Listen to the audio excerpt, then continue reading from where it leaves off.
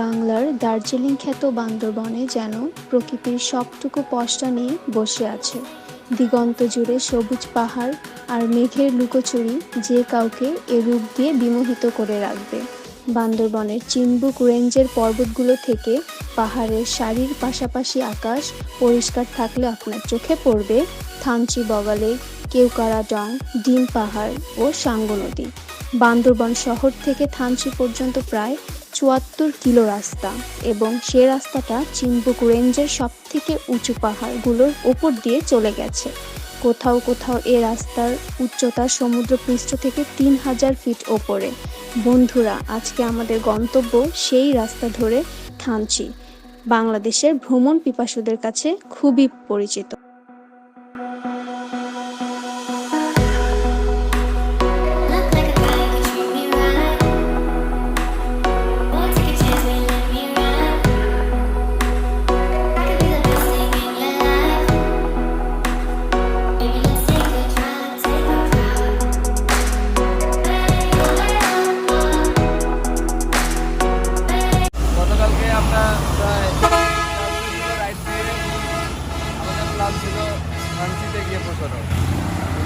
রাস্তার বিভিন্ন সমস্যার কারণে আমরা থানচি যেতে পারিনি। আমরা রাস্তায় চকরিয়ে ছিলাম। এখন আমরা রওনা করছি থানচির উদ্দেশ্যে। সাথে থাকুন, দেখতেই থাকুন।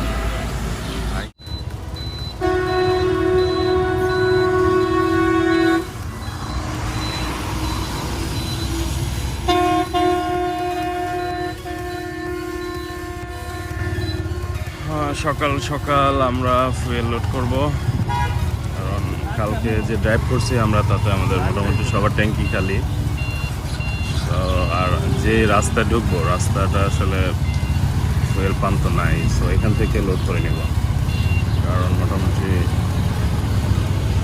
১৫০ কিলোর মধ্যে আর পাম্প নাই। সো এটাই পারফেক্ট প্লেস ফুয়েল ভরার জন্য।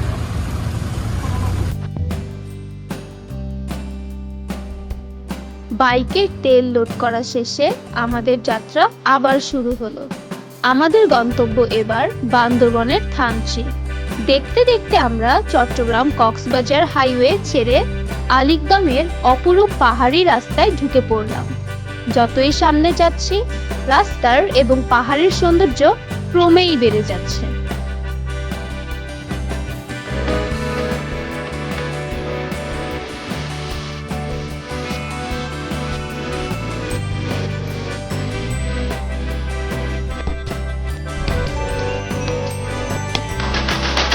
Hoy a la todo la isla de Boy.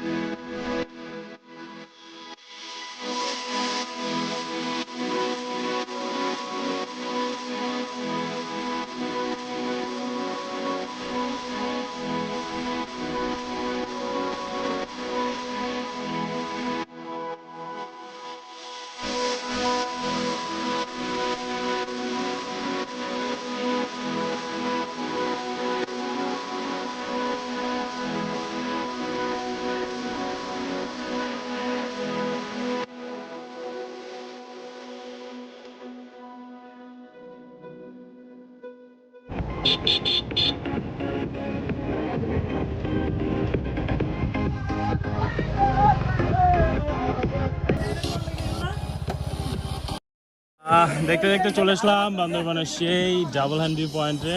এখানে আমরা গত বছর আসছিলাম, এবারও আমরা আসছি। এবার লোক সংখ্যা বেশি।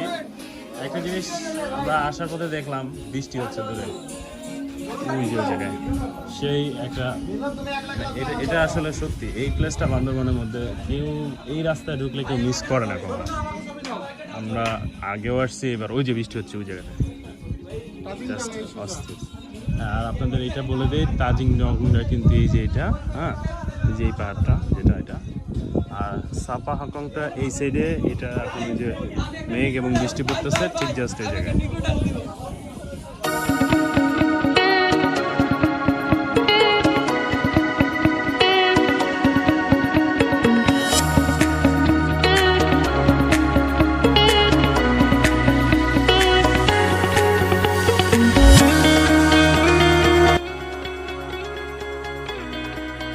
চিম্বুক রেঞ্জের পাহাড়গুলোর উচ্চতা সমুদ্রপৃষ্ঠ হতে প্রায় 2600 ফুট। এ পাহাড়ের পাশেই রয়েছে আদিবাসী ম্রো সম্প্রদায়ের বসবাস। বান্দরবান জেলার সব উপজেলার সঙ্গে টেলিযোগাযোগ ব্যবস্থা রক্ষার জন্য এখানে বাংলাদেশ তার ও টেলিফোন বোর্ড একটি বেজ স্টেশন ও টাওয়ার স্থাপন করেছে পর্যটকদের দৃষ্টিতে, যা খুবই আকর্ষণীয়।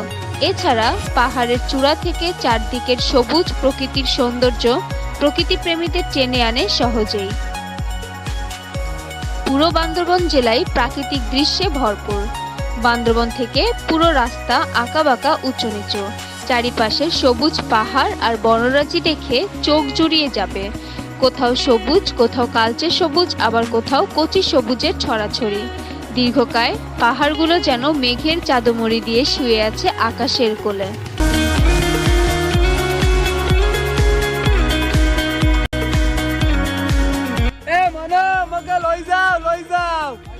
বান্দরবানের আসল সৌন্দর্য বর্ষাকাল বা বর্ষাকালের শেষ পর্যায়ে যে আসবে সেরকম সিনারি অবশ্যই দেখবে। এই মেঘ, এই বৃষ্টি, মানে সত্যি মন ভোলানোর মতো একটা পরিবেশ। আমাদের অনেক দিনের স্বপ্ন ছিল আমরা আসবো বর্ষা নিয়ে, বাট আসছি হয়তো বর্ষার শেষে। তারপরও প্রকৃতি আমাদের নিরাশ করেনি, আমরা আমাদের কাঙ্ক্ষিত সেই মেঘ, বৃষ্টি, পাহাড় একসাথে দেখতে পেলাম। ধন্যবাদ সৃষ্টিকর্তাকে এবং ধন্যবাদ আপনাদের সবাইকে যারা এই মুহূর্তে আমাদের ব্লগটি দেখতেছেন। আমরা এখানে জাস্ট একটা শর্ট ব্রেক নিব, এরপর আমরা বলিপাড়ায় বিজিবি ক্যাম্পে দুপুরে খাবার খাবো, তারপর আবার চলে যাবো আমরা থানচির উদ্দেশ্যে।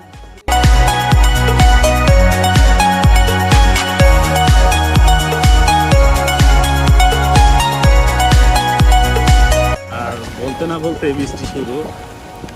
আর কেউ যদি বান্দরবনের আসল সৌন্দর্য পেতে চায়, বৃষ্টির মধ্যে বান্দরবন অসাধারণ। আমার মনে হয় না আমার কাছে এর চেয়ে প্রিয় কিছু হতে পারে। একদিকে মেঘ, আকাশ ভরা কালো মেঘ, আর সাথে বৃষ্টি, আর আমরা সত্যি অসাধারণ, মনোমুগ্ধকর। হ্যাঁ, এমনিতেই আমরা বৃষ্টি প্রেমী, আর ভিজতেছি, তাই ভিজে ভিজে আমরা ব্লগ করা এমন যাচ্ছি। আমাদের ইচ্ছাও ছিল যে আমরা আজকে বৃষ্টিতে ভিজবো, এই ইচ্ছাটা হয়তো আল্লাহ তাআলা পূরণ করে দিয়েছে।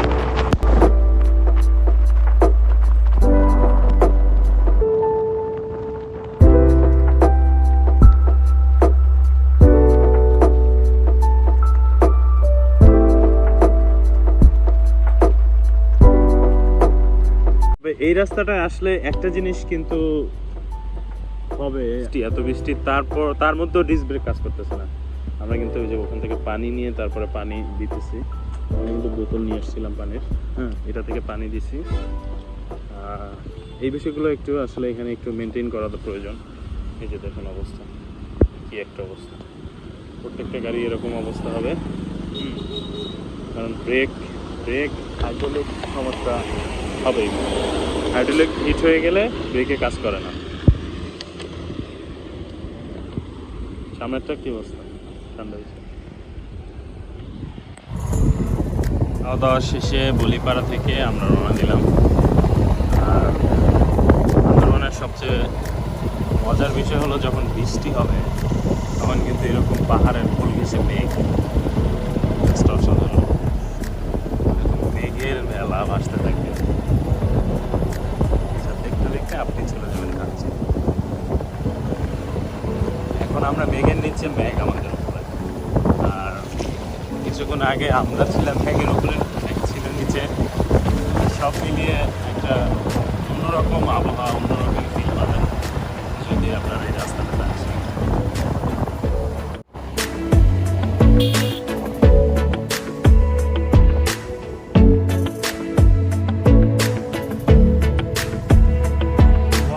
সুবহানাল্লাহ, সুবহানাল্লাহ। এটা কি? কি?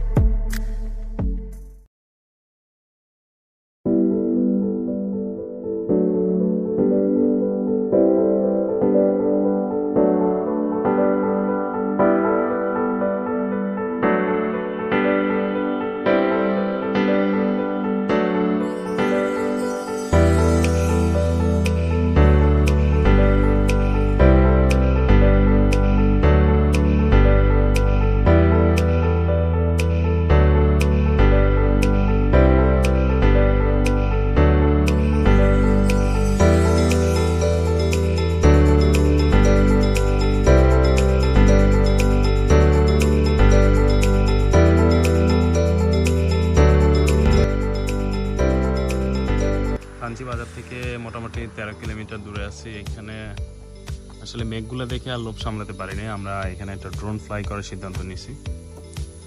দেখি উপর থেকে আসলে এই মেঘগুলো কেমন লাগে, চলুন দেখে আসি।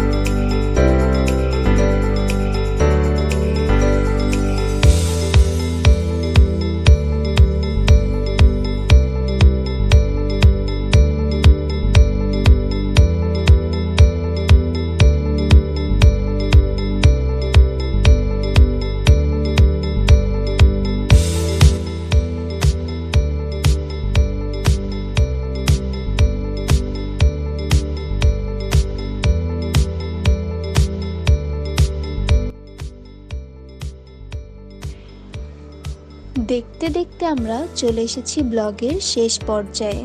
আমাদের যাত্রা এখানেই শেষ নয়, মাত্র শুরু। আগামীকাল আমরা যাব নাফাখুম জলপ্রপাত দেখতে। আর এই যে আমরা চলে এসেছি থানচি ব্রিজের ওপর, আর এই সেই সাঙ্গু নদী। আর হ্যাঁ, সবাইকে পরবর্তী ব্লগ দেখার আমন্ত্রণ জানিয়ে আজকে এখানেই বিদায় নিচ্ছি। ধন্যবাদ সবাইকে।